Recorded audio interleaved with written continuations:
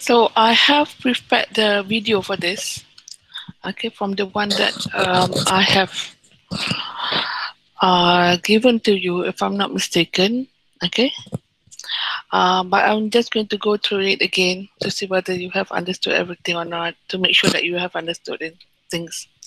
So here we have a, you know, the picture of a white man being white man shaving himself, and then they have a black boy, who's holding up the mirror for the white man to have a look at what he has done or what is doing, and one, and obviously it's a picture that is that shows how white people or Westerners have been colonizing um, us, and how we are subservient to the Western colonizers. Um, Colonialism is a process of settlement by Europeans in Asian, African, South American, Canadian, and Australian spaces. So, colonialism is primarily Western colonialism, not the before before Western colonialism took place in the 16th, no, sorry, in the 18th to 19th century. Um, there were colonialisms by other forces, other imperial forces, such as the Arabs, for example. They colonized parts of Spain and France, and also I think Roman, also Rome's. Roman Empire. The Roman Empire also included many parts of the world. So there were other forms of colonialism before the coming of the British colonialism and Western colonialism at large. But these forms of colonialism brought about by or maybe that was enforced by the Romans and the Muslims, are not included in our study of postcolonialism. When we are talking about postcolonialism, we are talking about colonialism that came with the Western powers in the 18th to 19th centuries. So in many parts of the world, they witness the natives witness Western colonialism, especially in Asia, Africa, South America, Canada, because these parts were very rich in spices. Malaya, for example, especially in Malacca, was a trading port of call for many people around the world, and people from China came to Malaya, to Malacca. People from India came to Malacca. They traded with each other, and they bought things from each other. The Chinese would bring ceramics and tea, for example. The Indians would bring spices, and people like the Arabs and the Europeans were interested to buy these things, because they, these things allowed one's life to be enriched. For example, it was considered a luxury to drink tea and to use ceramics, for example. So it afforded the Europeans and Arabs with a better quality of life. So they bought these things and they would sell them back to their people, and these things were sold at very high prices in their countries. Now, in order to make a huge profit, they had to buy these things at lower prices. So one way to ensure that, because the Arabs and the Europeans are not really rich, they don't really have anything to sell back to the Chinese or to the Indians, and to Malay people as well. They didn't have anything that the Indians, the Chinese, and the Malays wanted for their lives. So they thought about colonizing Malacca because they saw that there was political instability. They also thought about colonizing different parts of the world, like China and India, because they saw all over them political instability. And they took advantage of this, and that's why they started colonizing us. Now, colonizing itself is not a right word for what is happening, or what had happened during that time, because colonizing would mean to have colonies, to be established colonies, where you would live. The colonizer would live in a foreign land. Um, so it was not actually colonization that took place. It was more like imperialism that took place. So the British, um, and the forces, European forces before that, like um, the Dutch and the, what do you call that? The Portuguese.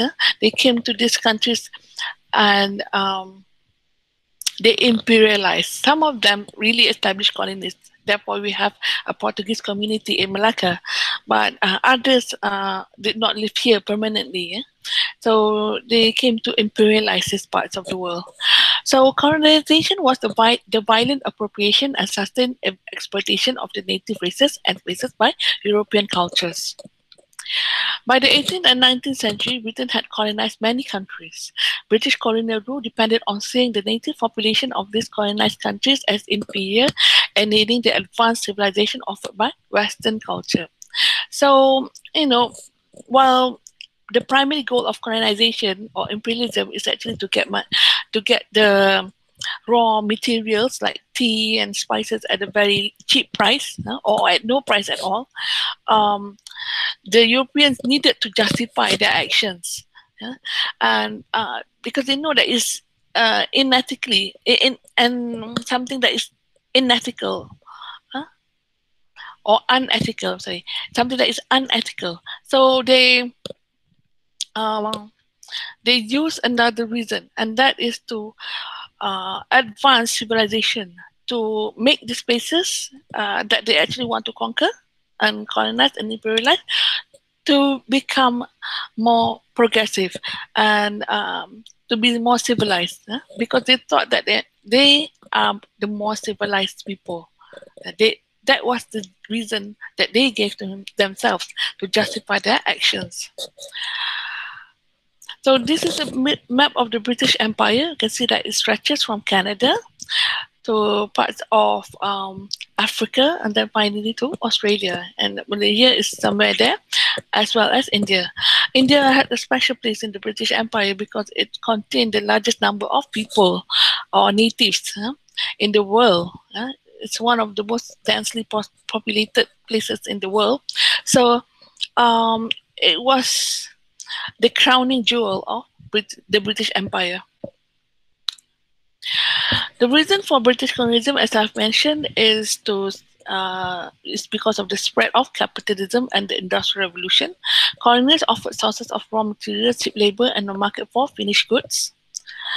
But colonialism cannot be confined to the economic realm because the British needed to justify their superiority over the rest, over the natives.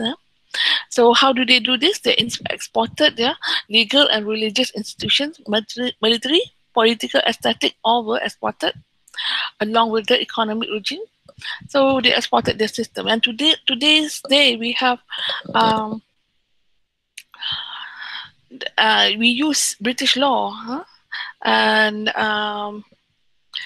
we have institutions such as the educational institutions with the which follows a more British type of education. Although right now we are using Bahasa Malaysia as our medium of instruction at schools. So so through this, missionary schools were also built to instill the idea in the natives that the British afforded a very more superior educational system and knowledge compared to the traditional schools that that the Malays, for example, used to have. And they exported Western culture. And these cultures told the Arabs, the Chinese, the Malays that Chaucer, Shakespeare, and Milton are the greatest artists who had ever lived. So, well, who knows who these people are? Who who this person on the right hand side is and who this person on the left hand side is. Okay, so I'm going to ask you later whether you know about this, you know their names or not. This is what an English department was originally designed to do, to study and assert the mastery of English literature as the most important literature of the most important advanced civilization ever known to mankind. So English department serve as mechanism of teaching and upholding the correct form of English also. So we make sure that people understood about Shakespeare. But nowadays we can see in URA, for example, at Dell, we also teach postcolonial criticism and postcolonial literature. So we are generally saying that the postcolonial literature is equally important as English literature. But that is not actually entirely the case, right? Because we have more courses on English literature. So we are still, in a way, being colonized by the idea that the Westerners are better than us. Postcolonialism in general is a set of critical approaches, ideas, and critical methodologies that enable us to read colonizing practices. It invokes ideas of social justice, emancipation, democracy in the face of oppressive structures of racism, discrimination, and exploitation. So postcolonialism is a study of how the colonials colonize us, and also what they are doing now, because we're still being colonized, we're still being imperialized, but through other forms, such as our education system, our laws, and so on. So it requires, it invokes the ideas of social justice and emancipation and democracy, because we believe that colonialism brought about discrimination, racism, exploitation. So postcolonialism is a reaction against colonialism. The prefix post in postcolonialism hence does not mean that it happens after all forms of colonialism has ended. Obviously, postcolonialism is the period that took place after the countries which had been previously colonized experienced independence. After they became independent from the British Empire and other Western empires, then we have a period called postcolonialism. But postcolonialism does not mean the period called postcoloniality. Does not mean that colonialism has ended, because right now we're still being colonized and imperialized. Okay, so postcolonial theory and literature is a reading practice that is political when it examines how first or Western world represented the non-European native world, how colonial histories, anthropology, cartography is the art of maps, making maps, were rooted in racial discourse, how the native were feminized, dehumanized, and marginalized in both representations and real life in the period of colonialism, the psychological effects of colonialism on colonizers and colonized, the instruments of colonial domination, English literature, art, and architecture, the rise of nationalistic discourse that resisted colonialism. Postcolonial theory questions the politics behind the study of English literature and culture from those who were colonized by it all. Postcolonial theory asks if it's necessary that English department reinforce the superiority of Western cultural practices. So nowadays, as I've said earlier, Dell has postcolonial studies, because it wants to support the idea that postcolonial literature is equally as important, if not more important, than colonial literature. But it still hasn't done this entirely. So postcolonial theory is concerned with examining the ways through which the colonizing powers persuaded the colonized to accept their superiority over the colonized people. So part of the superiority boils down to the idea of race. And race is white versus other. White meaning the Westerners, because they consider themselves as being white, lighter in color, and others being people of black, yellow, brown, red, skin color. Yeah? So postcolonialists are interested in how this binary opposition based on race, such as white slash others, are made and enforced by society. So when you think about how you know that what race someone belongs to, usually you would think about the biological traits that supposedly mark race, such as hair color, eye color, skin color. So these biological traits are like signifiers. They are attached also to signifiers. So you look at these two people here. As this white man, white person, you always think that this person is successful. Yeah? You see people coming to our country, we think that they are highly successful in their countries, right? They are somebody. But you see a black person, for example, um, your idea would be this person is not so successful in life. He would be coming from a working class. He wouldn't be is not widely respected in this country and so on. No? So you have also the idea that white people are rich and white people are poor. So race as a signifying system makes the connection between signifier and signified as arbitrary. The connection between both signifier and signified cannot be justified scientifically. So even though we have these ideas, we have preconceptions about race, what we're learning in postcolonialism is that one's skin tone does not really determine signifies like being rich or being intellectual and so on. Yeah? Just skin tone is just skin tone. It's nothing more than that. So that is what postcolonialism tells us. So this is a poem on skin tones. And I'm not going to mention this poem again, but it's I've mentioned it in the YouTube video that I have given you. And it's simply looking at the idea, it's questioning the idea that white is considered the norm and other people of other races is considered as being colored. So it's turning that against itself by looking at white people as being colorful. So it's very interesting in that way. This is a book, Orientalism, which is the study of race as signifiers, and also the first book to be produced.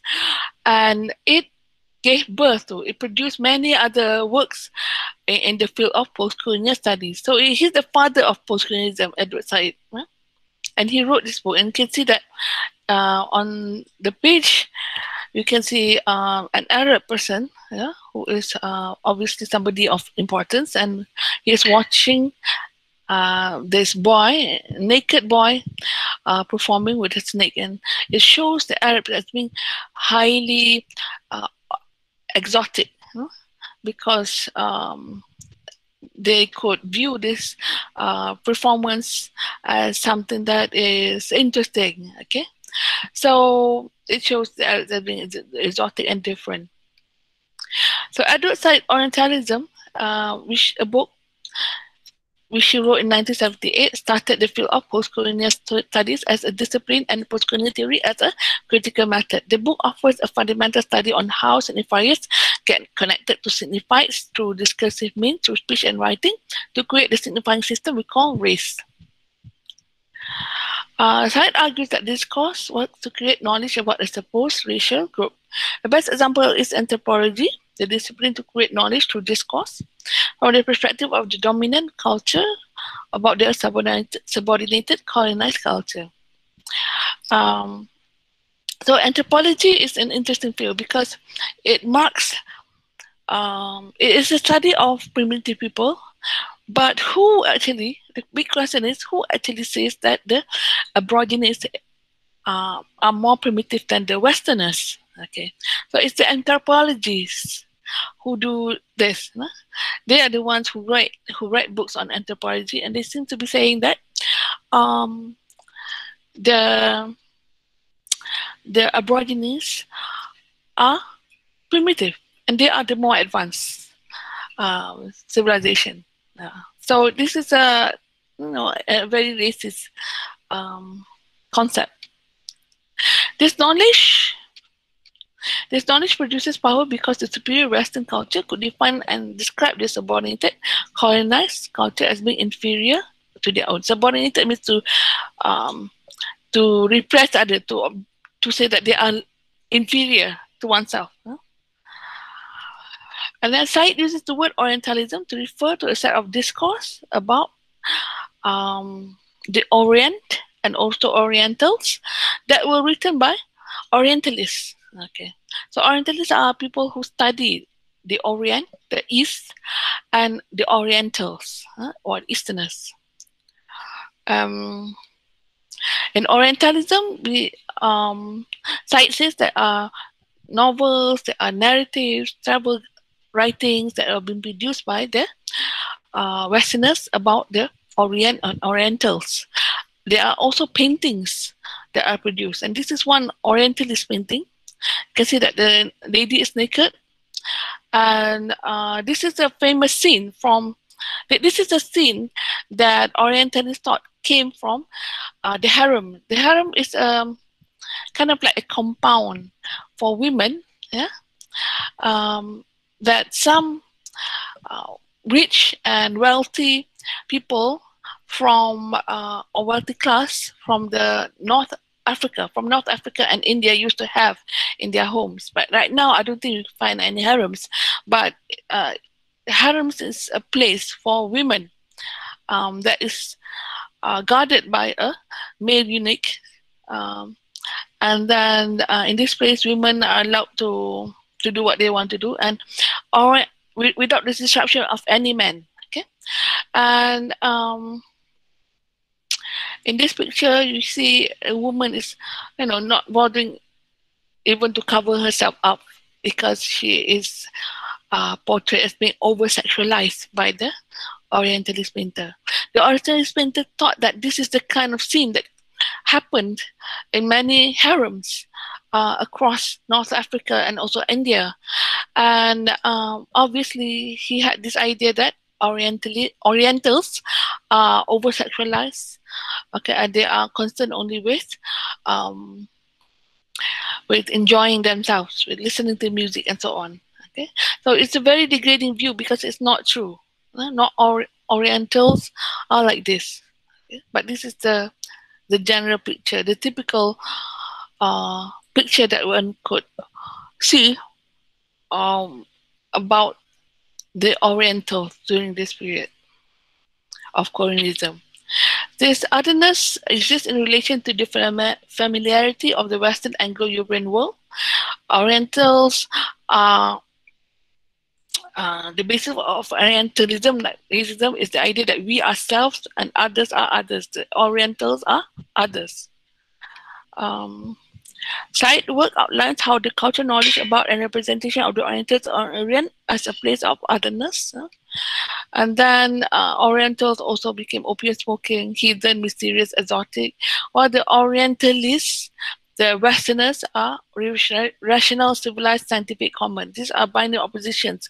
And the Westerners, they thought themselves that they are better than the Orientals. So,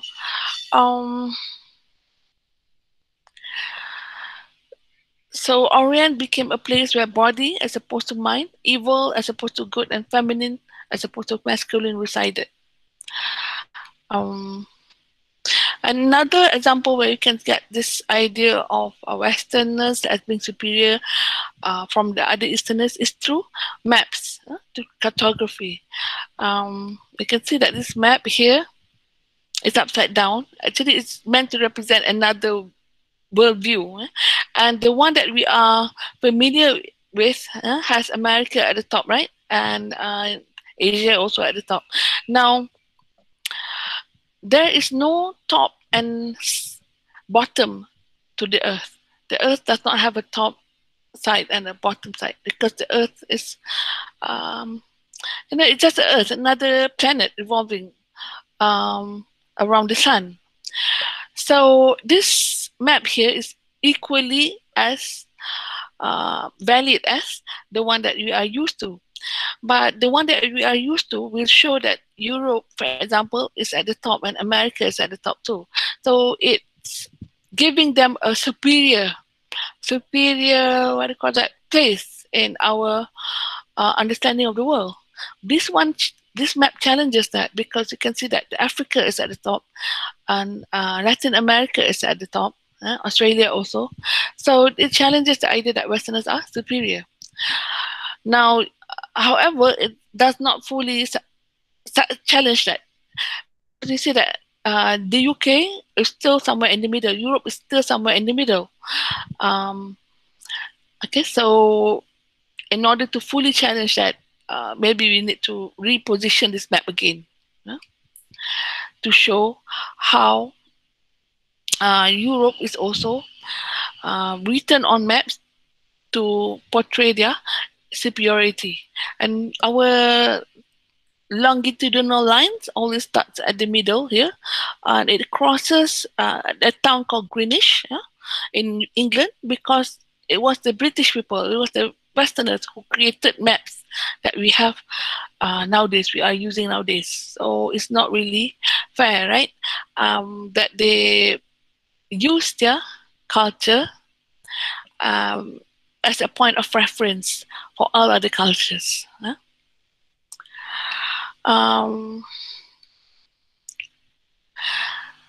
Okay, so they also silence other cultures, because sometimes when Westerners write about primitive cultures, about Aboriginals, the Aboriginals, they cannot write back. They don't know how to write back in English, so they tend to silence them.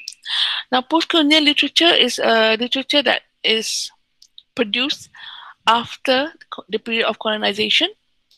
And in the study of post-colonialism, we have the study of colonial writing and as well as post-colonial writing.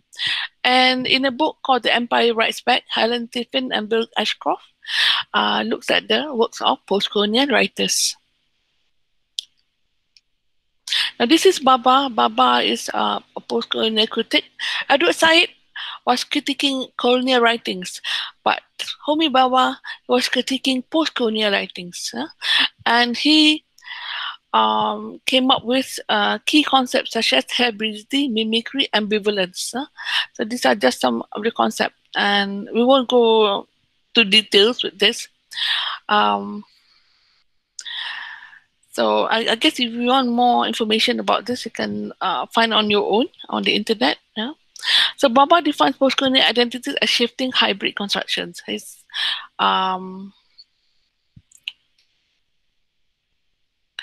looking at our self, our hybrid construction. We are Easterners, but we are also studying about Shakespeare. We go to English medium schools and so on. So we are hybrid, a mixture. He criticizes the presumed dichotomies between center and periphery, like colonized and colonizer, self and other. And he questions this, and he argues that the colonized are similar to the colonizer. They are all human beings. Okay, so he proposes instead a dialogic model of nationalities, ethnicities, and identities. There are something new emerging from the third space to interrogate the difference of the past. Okay, so he is proposing that we destroy this binary opposition called colonized and colonizers, and we work together. You have a dialogic model of nationalities. We talk with people of other nations and ethnicities. Because we are a mixture of everything. Even though you may think that you are Malaysian, for example, but you also have, I think to find a pure Malay is very difficult, because you have Pakistani blood, you have Chinese blood. So he is saying that we should talk to other people of different nations and get out of this idea that we are inferior or superior to others. And they can create something like a third space, which is a place where different people can talk with each other, can converse, can discourse with each other. And some examples of third spaces are in mosques, for example, or in museums. So these are places where different people of different social classes and nationalities and ethnicities can talk to each other. So colonialism, he stresses, is not a one-way street. It involves interaction between colonizers and colonized, because he said also that there is no such thing as colonialism right now, because um, Easterners also go to, or Orientals go to Western countries, and they colonize these Western countries, and they have um, they stay there. For example, the Pakistani people, they go to the UK, they apply for citizenship, they establish their own restaurants there. So we have right now is something called reverse colonialism. Other example are the old distinction between industrialized and developing does not hold true today, because a lot of the industries have been brought to places like Philippines, India, or Indonesia. So post-colonial critics study diasporic texts outside the usual Western genres. Those written by immigrants and refugees are important, as well as by writers like Achuno Achabe, Salman Rushdie. Also, another critic such as Gayatri Chakraborty Spivak, she came up with the idea that um, women, we don't hear enough about from we don't hear enough from post-colonial women, no, women of color. She said that they are being very repressed. You should hear more about them from them, and this is an example, an application of post-colonial literature, post-colonial criticism, and the poem "The White Man's Burden" by Rudyard Kipling. If you are studying Edward Said, for example, we can um, argue that this poem is um, very supportive of colonialism. And then there are limitations of post-colonial criticism. It involves the fact that it's not really a unified movement, because um, there are many individualists who write individual theories who write and contribute to post-colonialism, such as Gayatri Spivak, Homi Bhabha, Minha. And they also ignore, these critics ignore contextual differences. They don't care about how Muslims in Malaysia, for example, are different from Indians, Hindus who are Hindus in India. So we have contextual differences. They are more focused on colonialism, colonized people against their colonizers, or previous or former colonizers. So also they wrongly attribute Islamic resurgence to post-colonial condition. They say that Islamic resurgence, which took place in the late 1970s until now, is a reaction against colonialism. It's not a reaction against colonialism. But this is, it's portrayed in many post-colonial writings. And then they also tend to mix up our religion with our Muslim practices. And they also tend to see Islam as being fundamentalist or extremist expressions. No? So this is a problem. Downplay the importance of colonial texts. It's another limitation when they are not concerned with colonial texts. They say that it's very, what do you call that? Very full of misconceptions about the East, and that is not true. There is a book called by Anthony Burgess, and written in 1990 something, 1992 something like that, published when I was an undergrad, and it highlights one of the Malay kings as drinking alcohol, and the book at that time was banned. No? Not so long after it was published, it was banned in Malaysia because it portrayed one Malay king as drinking alcohol. But the fact is, it's not really a biased representation of Malay kings at that time, because Malay kings are known to have drunk alcohol. So it's really a realistic portrait rather than a prejudice, bias-ridden portrait. Okay, so I think that's about it. Do I have any question? Do you have any question about this? Anyone wants to ask me anything? Yeah.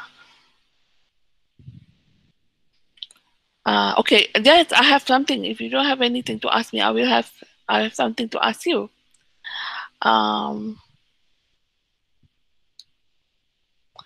when we were looking at this place here,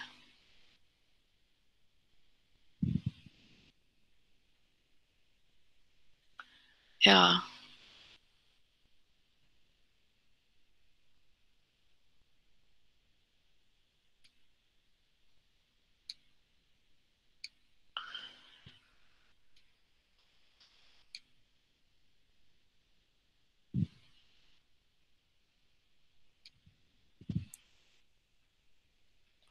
Okay, we're looking at this one. Who is this? Can somebody tell me? Who is this person?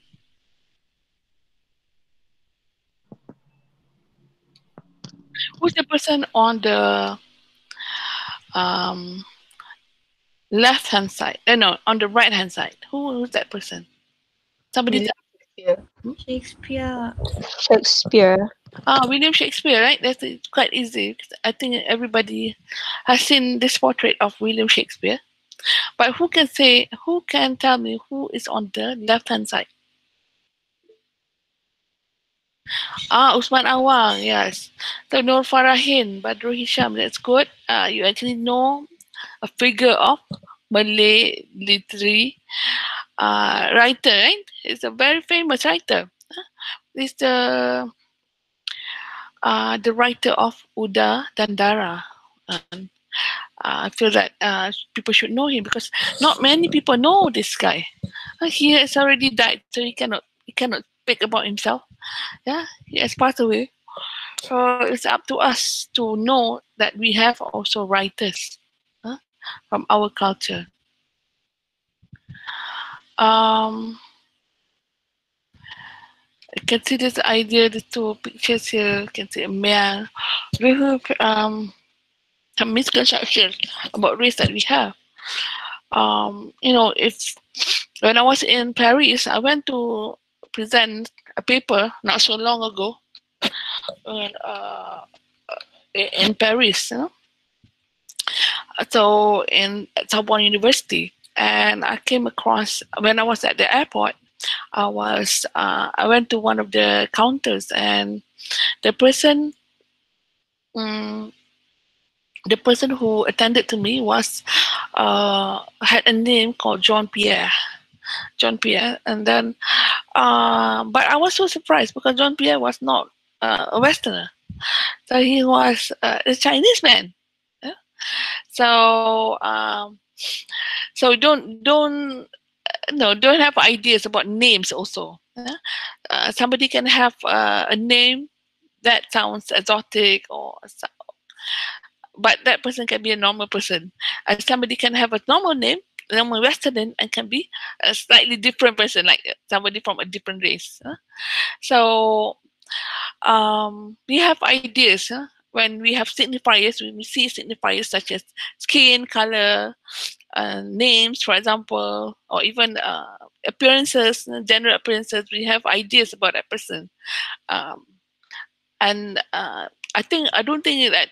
I think even in Malaysia we have. When I was told some time ago, when a princess, one of the princesses in one of the kingdoms in Malaysia, had gotten to know this man from Switzerland, and she was interested to find out who he was. And I met this person, this man, at KLCC, and he was telling me the story that he came to Malaysia a few days ago, and at the invitation of a princess. So at the airport, the princess was really shocked to find that this man wasn't actually a white person because he was a man from Switzerland. So the lady thought that he was a white person, but he wasn't. It was a black person.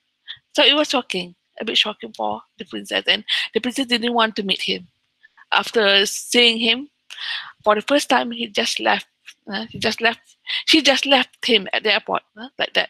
So he was a bit shocked now at what happened, and he told me about his shock. So no, this is just the idea that Westerners are. No, she and obviously many others have this idea that Westerners are superior to us. And if you go to UIA, you can see from the MR2 coming from Damansara and Selangor, you can see a billboard which advertises a special lotion that can keep your skin whiter than other people's skin, right? Okay, I think you have seen this billboard before. And it's a bit demeaning because, that's wrong with having a darker skin, right? So we have this idea that we want white skin, we want to become like Westerners and so on. Yeah. So this is the problem. But the idea of race, about white, no, about ourselves, the idea of race, simply race, is not something that came from the East. It came from the West, because Europeans introduced to us that race, the idea of race, whether you're Malay or Chinese or Indian, it belongs to the blood that flows around us, belongs to what country we came from. And the blood that flows around us, it belongs to our bloodline. Actually, in Malay culture, this is very shocking because we do not have the same concept of race as Europeans. And it was, to this day, we follow the European concept. We say that there's AMNO, there's MIC, there's CA. But the idea of race actually came from the West, because before colonization, we don't have this idea at all. Our writers, the writer of Sejarah Melayu, for example, is an Indian man. Tun Sri Lanang is an Indian Muslim man. Okay, so we could say that he is a Malay writer, but he's not a Malay. It means he has Indian blood. And who in this world, in Malaysia, can actually say that they have pure blood? Can you actually say that you are 100% Malay? All of us have a mixture of blood. No? There is no Malay, especially in Malaysia, because we live in the at the juncture of so many countries. We live near the sea. So many ships arrived at Malaysia not so long ago, and we all have mixture. We intermarry with other races. So this is what happening in Malaysia. No? The idea of race is actually very foreign to Malay culture. It was introduced by Westerners. Okay, so any question? Any question at all? You want to ask me anything? Do you want to ask me how you can read a work of literature based on postcolonialism? That is very easy. You can see that, they are, you can show why one word is racist. For example, works like books by Rudyard Kipling, A White Man's Burden. Or you can also post-colonial, you can also study post-colonial literature, but I'm not really focusing on that in this course here. I'm focusing more on colonial literature and how to read colonial literature. But you can also study, you can put on your blog, for example, about a post-colonial theory that you have learned from Dr. Mahmood's class, okay, and or Dr. Aisha's class, or Malay and Singaporean literature. You can put that on your blog, okay? So you can also study and analyze works by post-colonial writers. So any questions so far? About anything, about any assignment and so on?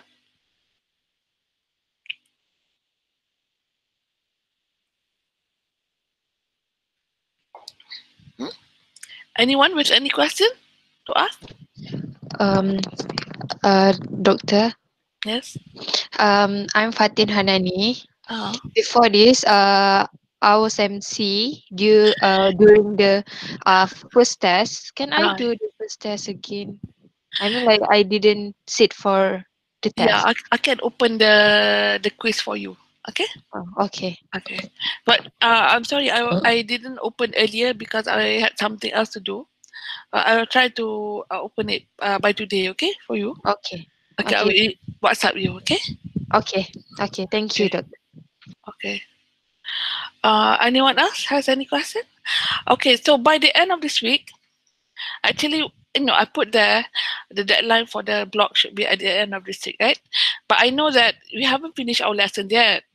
So maybe some of you are unclear about the concept, about the theories and so on.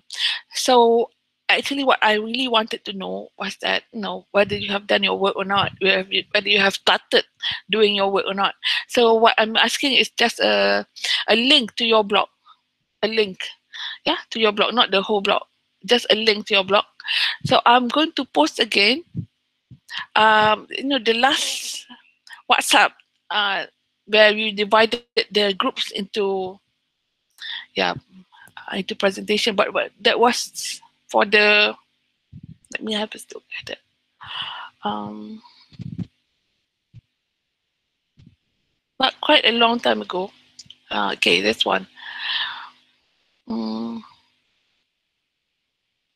Oh, this is for the video. Okay, now for the blog, it could be the same group, it could be different. Okay, so I will post something similar for the blog and then ask you to submit the link. Okay, to the for the blog. Okay, so if you don't have any question, anyone here has any question? Okay, so I will see you again on Thursday. Yeah, on Thursday. Okay, thank you. Thank you, Doctor. Thank you, Thank you, Doctor.